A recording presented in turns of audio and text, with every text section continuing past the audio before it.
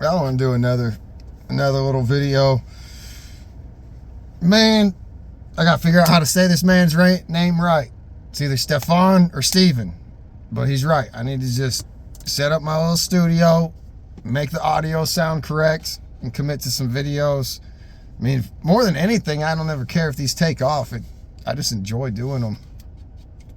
It's like, they say like the smartest people in the world talk to themselves, and I kind of get it. Maybe one day I'll do a video about that, but it's like this talking through my thoughts I really enjoy.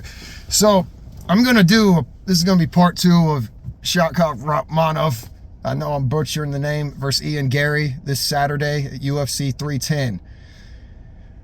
But what I'm going to talk about this time is how Ian Garry is really good at selling a fight. Okay? I mentioned in the Bryce vs. Kron video that fights aren't booked off merit. Now, occasionally some are. You have a clear number 1 contender. But like Alex Pereira just defending to Roundtree. Roundtree didn't earn that fight. He just came off of a PED suspension. Like it is what it is. And there's a bunch of other examples for this. Ian Garry kind of grabbed the people's attention with his mouth. The way he would talk like Colby, it grabbed a lot of people's attention. Then he had the incident with Sean Strickland discovered Ian Garry's wife put out a book that still to this day, I don't know if it was satire or not. And his wife's like twice his age, and they say they accused Ian of getting groomed and whatever. And then on the press conference we were all waiting for, where Ian and Colby would have been at the same press conference after that news about being groomed came out, Ian didn't show up because he got really sick.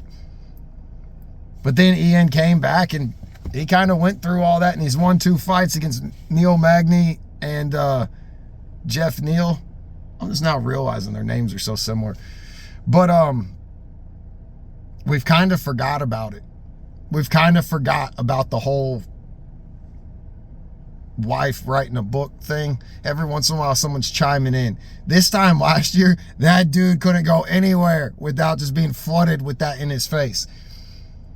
The reason we forgot is he has distracted and altered our minds on what we're following of him. He says things that shift what the fans are looking at and what they're doing.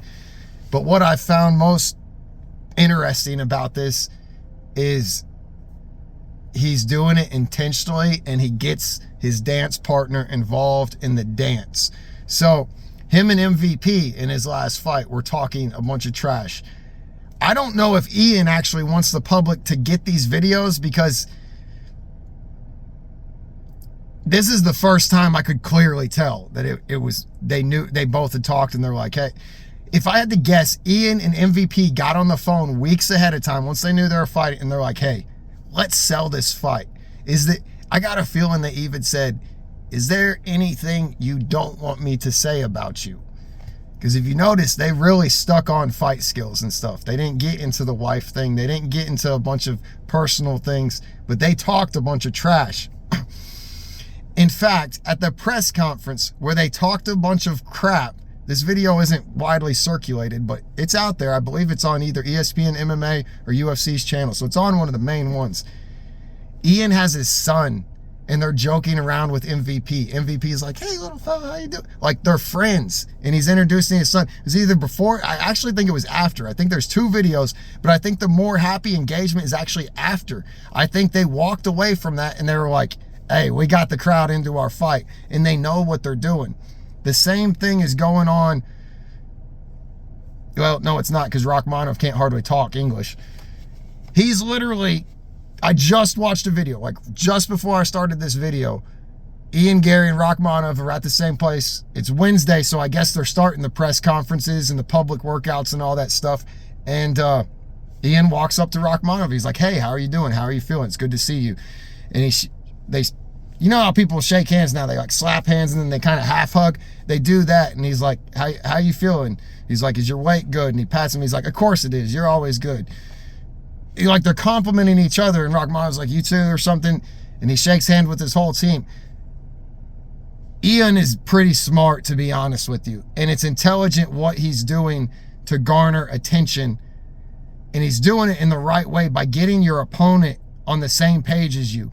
There is nothing I would love more than if I was to compete for a fight, even if it's at my local, regional, city level, to be able to know I can talk as much shit as I want to my opponent, and my opponent know we are putting on a show, and to get him to talk shit back. I feel like us guys love talking shit to each other. Like when you have a good enough friend, like if just today, listen, I've been in a rut.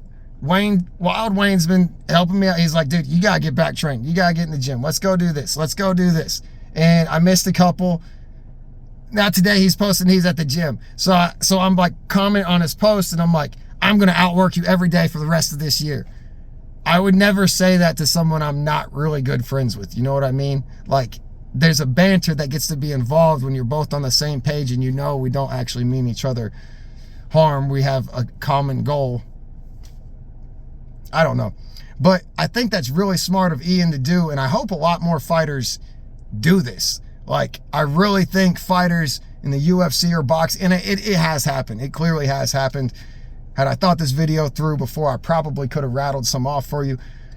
But if fighters, say you get booked, when you get booked for the fight in the UFC, they don't announce it to the public right away unless you're like a replacement booking type thing. So like, there's probably already fights booked for March that we don't know about right now. You know what I'm saying? So when these fighters are in this moment, they should be talking to each other and planning out a way to entertain the crowd, how to garner attention, how to steal the show. The most work is actually done before the fight. Your performance will not be what makes you a ton of money. You have to sell yourself before you perform.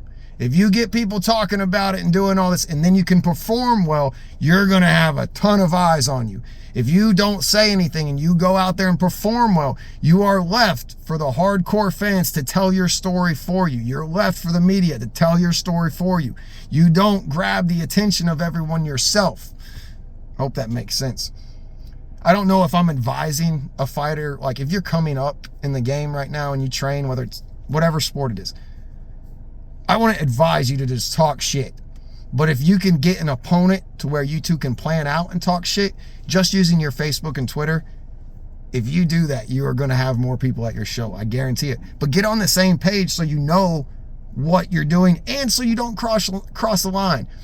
Someone's mother dies, you don't want to be talking about that, man. That's fucked up. You know what I'm saying? Someone's dad has cancer. You don't want to fucking talk about that. That's fucked up. But if you want to be like, hey, you're a really good grappler, but I'm going to say you can't score a takedown, that's fucking good shit. Or if you want to say your 3-year-old daughter can shoot a better ankle pick than this guy, that's some good shit. You know what I mean? But yeah, I don't know. I'm kind of just rambling.